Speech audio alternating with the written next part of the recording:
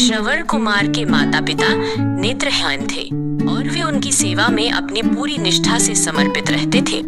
श्रवण कुमार का अपने माता पिता के प्रति प्रेम अद्वितीय था। वे घर के सारे काम काज जैसे पानी लाना, लकड़ियां काटना और भोजन बनाना खुद करते थे। उनकी सेवा से उनके माता पिता हमेशा प्रसन्न रहते और उन्हें आशीर्वाद देते। एक दिन उनके माता पिता ने उनसे अपनी अंतिम इच्छा प्रकट। उन्होंने कहा कि उन्होंने अपने जीवन में सब कुछ पाया है, लेकिन तीर्थ यात्रा करने की उनकी इच्छा अधूरी रह गई है।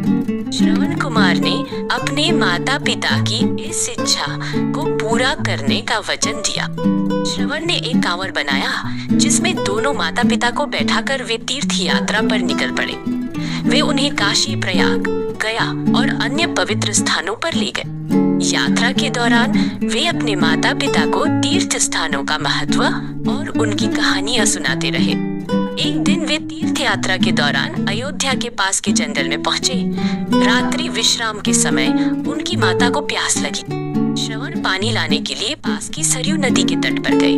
उसी समय अयोध्या के राजा दशरथ शिकार के लिए जंगल में आए हुए थे। राजा दशरथ को शब्दभेदी बाण चलाने में महारत हासिल थी। उन्होंने पानी में हलचल की आवाज सुनी और यह मान लिया कि कोई वन्य पशु पानी पीने आया है।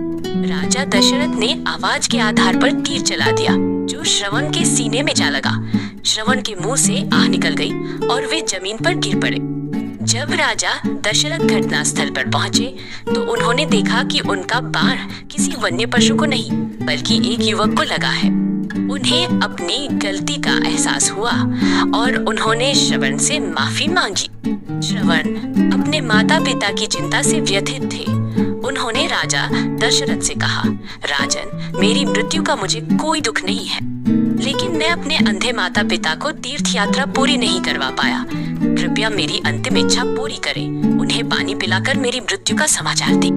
राजा दशरथ श्रवण के माता पिता के पास पहुंचे और उन्हें उनके पुत्र की मृत्यु का समाचार दिया।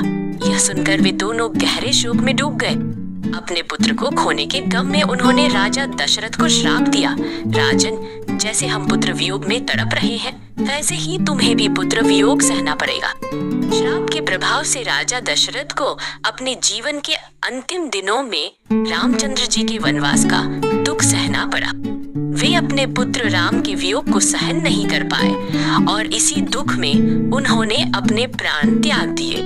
श्रवण कुमार की यह कहानी आज भी हमें माता पिता के प्रति प्रेम और सेवा का महत्व सिखाती है। उनकी निस्वार्थ भक्ति हर युग के लिए प्रेरणा का स्रोत है।